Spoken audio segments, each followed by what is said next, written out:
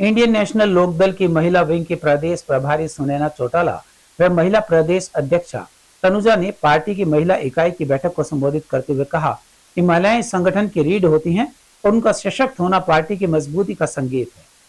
सुनैना चौटाला व तनुजा ने कार्यकर्ताओं से गांव-गांव जाकर इनेलो की नीतियों और विचारधारा को जन जन तक पहुंचाने की अपील की। महिलाओं को संबोधित करते हुए सुनैना चौटाला ने राजनीतिक व सामाजिक तौर पर इनेलो से जुड़ने का आह्वान करते हुए कहा कि महिलाओं को अपनी राजनीतिक ताकत पहचान कर सशक्त होना होगा तथा अपने हकों की लड़ाई लड़ने के लिए तैयार रहना होगा, क्योंकि बेटी बचाओ बेटी पढ़ाओ का नारा देने वाली भाजपा सरकार के ही नेता महिलाओं के खिलाफ बयानबाजी कर अपना असल रंग दिखा रहे हैं। उन्होंने कहा कि आज प्रदेश में केवल इनेलो ही एकमात्र ऐसा राजनीतिक संगठन है जो महिलाओं के हितों और उनके अधिकारों की लड़ाई लड़ रहा है। उन्होंने कहा कि पूर्व उप प्रधानमंत्री देवीलाल व पूर्व मुख्यमंत्री ओम प्रकाश चौटाला ने महिलाओं के लिए अनेक योजनाएं आरंभ कर उनका जीवन बेहतर बनाया था। इनेलो महिला विंग की प्रदेश प्रभारी सुनैना चौटाला ने राज्यसभा सांसद रामचंद्र जांगड़ा द्वारा हाल ही में महिलाओं को लेकर दिए गए विवादित बयान की कड़ी निंदा की। उन्होंने कहा कि ऐसे बयान न केवल महिलाओं के सम्मान को ठेस पहुंचाते हैं बल्कि यह समाज में असंवेदनशीलता को भी बढ़ावा देते हैं।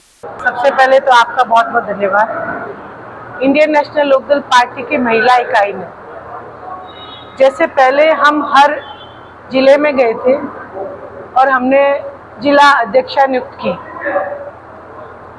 जनरल बॉडी में 22 जिला अध्यक्ष और महिला की 22 जिला अध्यक्ष हमने नियुक्त किए। इसी तरीके से अब पार्टी के कैडर का विस्तार करने के लिए, जैसा कि इंडियन नेशनल लोकदल पार्टी का चलन है, कार्यकर्ताओं से पूछ के ही पद निर्धारित किए जाते हैं। उसी चलन में हम आज भिवानी में आए हैं। हमारे जिला की अध्यक्ष सरोज शोरान जो है, उनके और जिला के अध्यक्ष उनके नेतृत्व में ये मीटिंग हुई और हमने महिलाओं के हल्का के अध्यक्ष के लिए नाम लिए हैं और शीघ्र ही हल्का अध्यक्ष भी नियुक्त कर दिए जाएंगे। वहीं एक और गंभीर मुद्दा जो पूरे न केवल हरियाणा, देश की महिलाओं की आत्मा के ऊपर आघात कर चुका है। आपने सुना होगा भारतीय जनता पार्टी के सांसद रामचंद्र जांगड़ा, जिन्होंने हमेशा महिलाओं पे टिप्पणियां की हैं।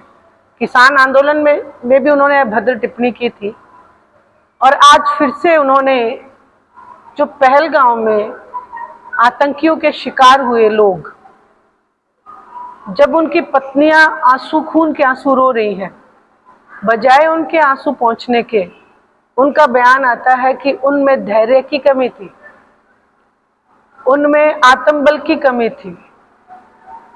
और ऐसे बयान देते वक्त उनकी आत्मा भी नहीं कांपी। तो इस बारे में भी हमने चर्चा की है और हम चाहते हैं कि या तो रामचंद्र जांगड़ा सार्वजनिक रूप से स्टेज पे आके पैर पकड़ के उन महिलाओं से माफी मांगे या फिर अपने पद से इस्तीफा दे। नहीं तो इंडियन नेशनल लोकदल की महिला इकाई जो है वो प्रदर्शन करेगी जब तक वो अपने पद से इस्तीफा नहीं दे देंगे। और अब चलते चलते प्रधानमंत्री मोदी ने गुजरात के गांधीनगर में विदेशी वस्तुओं के बहिष्कार की जो अपील की और पिचकारी से लेकर गणेश जी की मूर्तियों का जो जिक्र किया, उससे साफ है कि उन्होंने चीन के उत्पादों के बहिष्कार की बात कही है।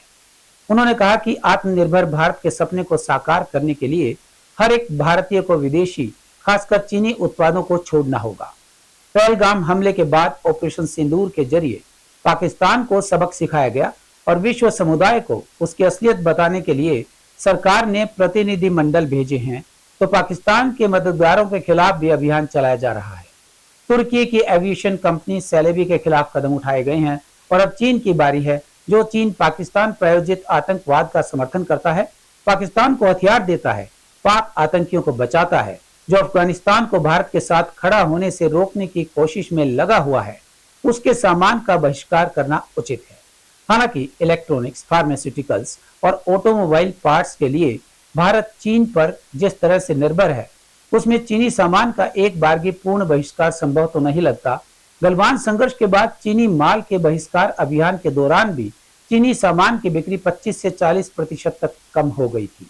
पिछले कुछ वर्षों से दीपावली, क्रिसमस और अन्य त्योहारों पर इस्तेमाल होने वाले सजावटी सामान अधिकतर चीन से आयातित होते हैं। मोबाइल फोन के मामले में भी चीनी ब्रांड भारत में सबसे ज्यादा बिकने वाले ब्रांड है। वाणिज्य मंत्रालय के आंकड़ों के मुताबिक 2020 में देश में चीन से आयातित प्लास्टिक खिलौनों की हिस्सेदारी 52% थी, जो अब बढ़कर 75% हो चुकी है। ये तथ्य बताने के लिए काफी हैं कि चीनी माल का बहिष्कार देश को आत्मनिर्भर बनाने के लिए कितना आवश्यक है।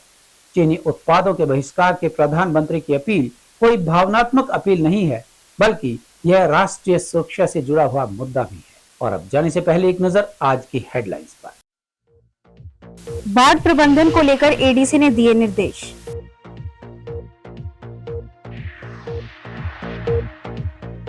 हरियाणा रोडवेज और निजी बसों में छात्रों को मिलेगी फ्री सर्विस, कहा जीएम दीपक कुल्लू ने।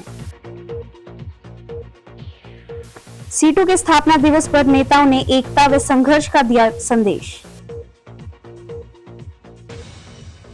सामाजिक संगठनों ने की बेरोजगारी के खिलाफ आवाज उठाने वाले युवाओं की रिहाई की मांग, डीसी को सौंपा मांग पत्र। महिलाओं के प्रति अपने दृष्टिकोण में सुधार लाएं भाजपा नेता, कहा सुनैना चौटाला ने।